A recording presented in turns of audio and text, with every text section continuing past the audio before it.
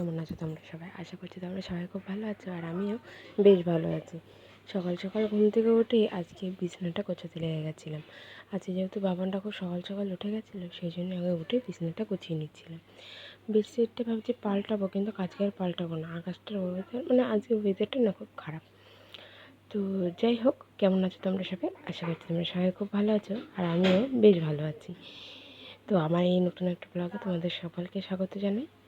তোমরা যে যেখানে আছো তোমাদেরকে সাথে নিয়ে আজকে আমি এই ব্লগটা শুরু করছি। কেউ স্কিপ করো না, ভিডিওটা দেখার সবার কাছে অনুরোধ রইল। তো দেখো, বিছনা কিন্তু আমার গোছানো হয়ে গেছে। এবার আমি বালিশগুলো একটু গুছিয়ে গুছিয়ে রাখবো। কদিন ধরে আমাদের এদিকে খুব সাপের উপদ্রব হয়েছে।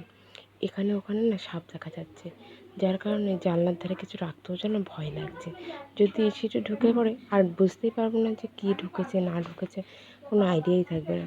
দুপুরবেলা যখন বাবানকে ঘুম পাড়াই জানলাটা দিয়ে দিই। আসলে ভয় লাগে, বাচ্চা মানুষ তো আর বলতে পারবে না। তো সেই কারণেই জানলাটা দিয়ে দিই। জানি না এখন হঠাৎ করে আবার এরকম আগে কোনো দিন দেখিনি, জানো তো। এই ইদানিংই দেখছি কিছুদিন ধরে এরকম সাপ বেরোচ্ছে। তো যাই হোক, বেশি কথা না বলে দেখো, আমার কিন্তু বিছানা গোছানোটা হয়ে গেছে।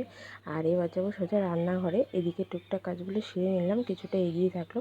আর রান্নাঘরে গিয়ে দুটো আলু কুচিয়ে নিয়েছিলাম। আজকে একটু আলু ভাজা ভাজা মতো হবে, কারণ কালকের ভাত আছে। আবার কালকে যে তোদের আগের ভিডিওতে আমি বলেছিলাম যে আমার শ্বশুরমশাই মন্দিরে গেছিলো, মা তারার মন্দিরে। সেখান থেকে আবার একটু প্রসাদ এনেছে, খিচুড়ি প্রসাদ। তো সেগুলোই সবাই সকালবেলা যা আছে সবার হয়ে যাবে, এই জন্য সকালে আর কোনো খাবার করলাম না। তো তারপরে চলে গেছিলাম শুধু চা করতে। এদিকে দেখো, আমার বাবান কিন্তু আমার কোলে রয়েছে, ওকে নিয়ে আমি চা করছি।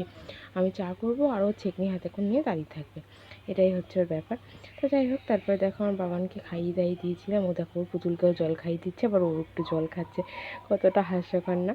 তো আমরাও কিন্তু এই ফাঁকে চাটা খেয়ে নিয়েছিলাম, ওকেও খাইয়ে দিয়েছি। এখন দেখো জল খাচ্ছে, আর ওর বাগমা আমাকে জল খাওয়াচ্ছে। আর এখন দেখো ঘড়ির কাঁটায় বাজে 9টা 5। তো এইবার ওর বাবার সাথে একটু ঘুরতে যাবে বলছিল। এই দেখো, পিছনেটা হচ্ছে আমার ছোটো জায়ের মেয়ে তুলতুলি। তো ওরা দুই ভাই বোন একটু ঘুরু ঘুরু করে বেড়াচ্ছিলো। তারপরে বেশটা অনেকটা সময় পার হয়ে যায়, আমি বাবানকে ঘুম পাড়িয়ে দিই। তো ঘুম পাড়িয়ে দিয়ে যাবো এবার রান্নাঘরে। এখন দেখো 11টা বেজে গেছে।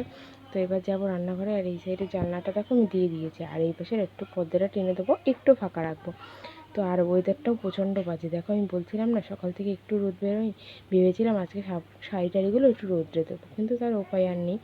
এদিকে দেখো সেই খিচুড়ি প্রসাদ আছে, আমাদের খাওয়া হয়ে গেছে, শ্বশুরমশাই বাকি। আর এদিকে আমার শাশুড়িমা ভাতটাও করে নিয়েছিল।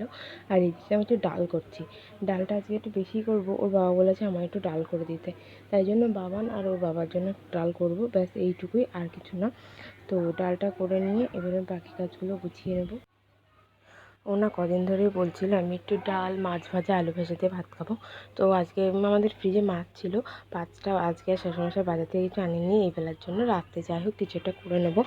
তো সেই জন্য দেখো ওকে একটা মাছ আগে ভেজে দিচ্ছিলাম, মাছ ভেজে খাবে। আর দুধ এনে দিলে শ্বশুরমশাই, সেটা আবার এক পাশে বসিয়ে দিয়েছিলাম। আর এদিকে বাইরে না ঝমঝম করে বৃষ্টি হচ্ছিলো। বলছিলাম না সকাল থেকে ওয়েদারটা খারাপ, তো বৃষ্টি হবে এটা বোঝাই যাচ্ছিলো। তো দেখো মাছ কিন্তু তারপর আমাদের মাছগুলো ভেজে নিচ্ছিলাম। আর মাছটা না একদম নর্মাল করে হবে, কোনো মশলাপাতি না। এই মাছের ঝোলটা তোমরাও ট্রাই করতে পারো, যখন হাতে বেশি সময় থাকবে না তখন এই মাছের ঝোলটা করা একদম সহজ। কড়াইতে দুটো রাঁধুনি ফোড়ন দিয়ে পেঁয়াজগুলো, একটা পেঁয়াজ 6 টুকরো করে কেটে নেবে। কেটে নিয়ে তারপরে পেঁয়াজগুলো কড়াইতে দিয়ে একটু নাড়াচাড়া করে নেবে, একটু লঙ্কা দিয়ে নেবে। দিয়ে নিয়ে এবার বেশ খানিকক্ষণ কাটা ছেঁকা ছেঁকা করে জল দিয়ে দিতে হবে। পরিমাণ মতো জল দিয়ে মাছগুলো দিয়ে লবণ হলুদ দিয়ে ঢাকা দিয়ে রাখবে মিনিমাম 15 মিনিটের জন্য, ব্যাস মাছের ঝোল হয়ে যাবে। তো দেখো, আমি কিন্তু ওইদিকে মাছের ঝোলটা পুরোপুরি কমপ্লিট করে চলে এসেছিলাম লাভিয়ে। আর তারপরে চলে গেছিলাম সোজা ঘর মুছতে। ওঠার আগে এই টুকটাক কাজ কটা আমি সেরে নিতে পারলে না আমার অনেকটা হেল্প হয়ে যাবে। ওকে নিয়ে পড়ে আমার এই কাজগুলো না আমার খুব চাপ হয়ে যায়, সংসারে অনেকটা প্রেশার পড়ে যায়। আসলে আমার দুই দিকটা সামলাতে না খুব কষ্ট হয় আর কি। তবুও জানো তো, এই কষ্টটা কষ্ট নয়, কিন্তু যখন অনেকে বলে না যে সারাদিন সংসারে কী করো, তখন যেন বেশি কষ্ট লাগে। যে সারাদিন সংসারে এত কিছু করে যখন শুনতে হয় না যে সারাদিন কিছু করিনি, তখন বেশি কষ্ট লাগে। কিন্তু এবার তোমরা ভাবতেই পারো যে আমি নাম করানোর জন্য কাজ করি, কিন্তু না, নাম করানোর জন্য কাজ না। কাজগুলো করার পরে যদি কেউ এরকম কথা বলে, বলো কার না খারাপ লাগবে? তো যাই হোক, এই বিষয় নিয়ে বেশি কোনো কথা বলতে চাই না। দেখো আমার কিন্তু ঘরটা মোছা হয়ে গেছে, আর ওইদিকে কিন্তু বাবার খাবার টাবার সব গুছিয়ে রেখেছি। ও উঠলে ওকে খাইয়ে দেবো। তো তারপর দেখো,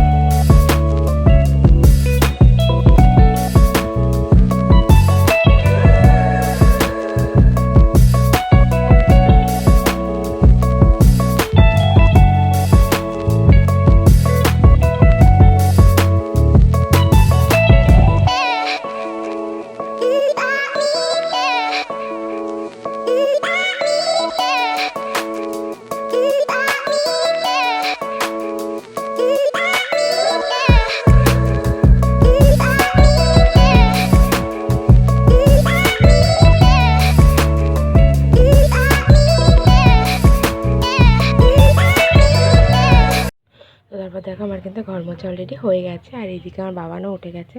তো দেখো এদিকে আমার শাশুড়িমা একটু রান্নাঘরটা আজকে পরিষ্কার করছিলাম, বললাম তুমি রান্নাঘরটা একটু পরিষ্কার করে নাও, ততক্ষণ আমি বাবানকে স্নান করিনি। আসলে 12:30 বেজে গেছে, ও উঠেছে। তো ওই দেখো জলটা রোদ্রে দিয়েছিল, সেই জলটা আমি নিয়ে এসে ওকে খাইয়ে স্নান করাবো। এই দেখো ঘুমিয়েছে, চোখটা ফুলে ফুলে গেছে। আর ওইদিকে দেখো ওর খাবার, আর এবারে রোদও বেরিয়েছে, ওর খাবারটা আমার করা হয়ে গেছে, ওখানে রাখা আছে। তো এই ছিল। তো তারপরে দেখো আমি কিন্তু ওকে খাইয়ে দাইয়ে শ্বশুরমশাইয়ের কাছে দিয়ে এসেছি। আর আমারও কিন্তু স্নান টান হয়ে গেছে। এবার আমি সোজা চলে গেছিলাম রান্নাঘরে। মানে আমাদের খাওয়া দাওয়াটা করবো, কিন্তু তার আগে বাসনগুলো তুলে নিচ্ছিলাম। আমার শাশুড়িমাও স্নান হয়ে গেছে, পুজো দেওয়া হয়ে গেছে।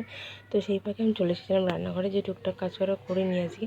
তো সেরকমই করছিলাম, যে বাসনগুলো একটু ধুয়ে তুলে নিচ্ছিলাম, যে বাসনগুলো মেজে রেখেছিলাম আর কি, সেগুলো তুলে নিচ্ছিলাম একটু।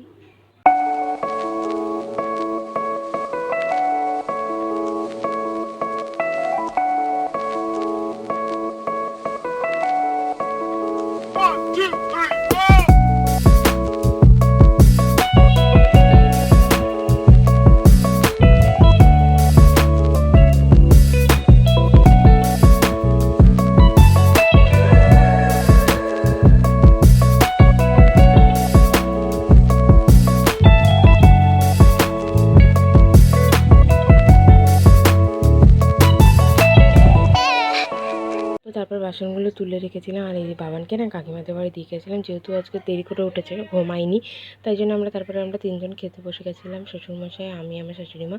তো দেখো এই ছিল আজকে আমাদের দুপুরের মেনু, মাছের ঝাল, এদিকে শাক, আর ওর জন্য একটু ডাল করেছিলাম।